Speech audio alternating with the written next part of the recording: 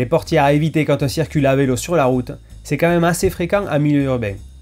Dans cette vidéo, on aborde le sujet de l'ouverture surprise des portières de voiture, un réel danger pour les cyclistes. Voyons qu'est-ce que l'emportirage, mais surtout comment l'éviter.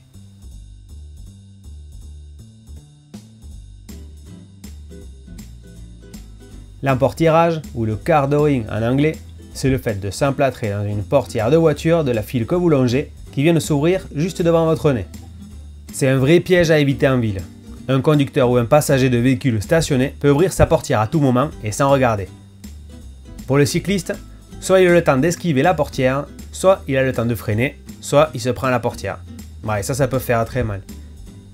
Selon une étude de Livestar publiée sur la FUB, l'ouverture de portières de voiture est la cause d'accidents à vélo sur un trajet utilitaire dans 2,9% des cas. Donc c'est quand même un vrai problème pour les cyclistes.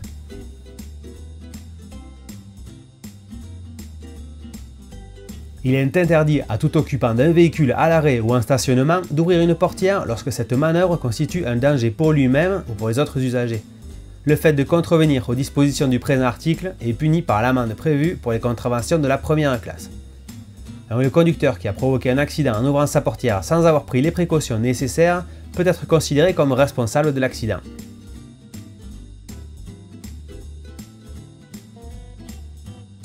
Bon, difficile pour vous d'empêcher un automobiliste d'ouvrir sa portière sans regarder.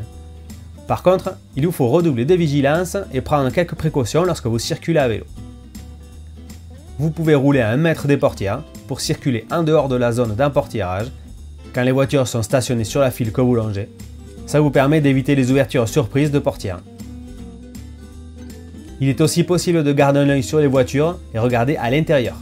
On voit vite s'il reste des occupants dans le véhicule, conducteurs ou passagers. Vous pouvez jeter un œil dans les rétros. Selon les angles, on arrive à être alerté d'un mouvement dans la voiture. Au début, on se force un peu, mais ça devient petit à petit des réflexes. Et il faut par exemple se méfier particulièrement d'une voiture qui vient de se garer. La personne à l'intérieur va certainement sortir. Vous pouvez réduire votre vitesse dans une zone à risque et vous préparer un freinage d'urgence au cas où, en mettant les mains sur les freins par exemple. Bref, restez prudent. Mieux vaut donner un bon coup de frein que se prendre une portière. N'hésitez pas à donner un coup de sonnette pour rappeler votre présence si vous remarquez un automobiliste dans sa voiture. Vous le prévenez que vous arrivez tout simplement.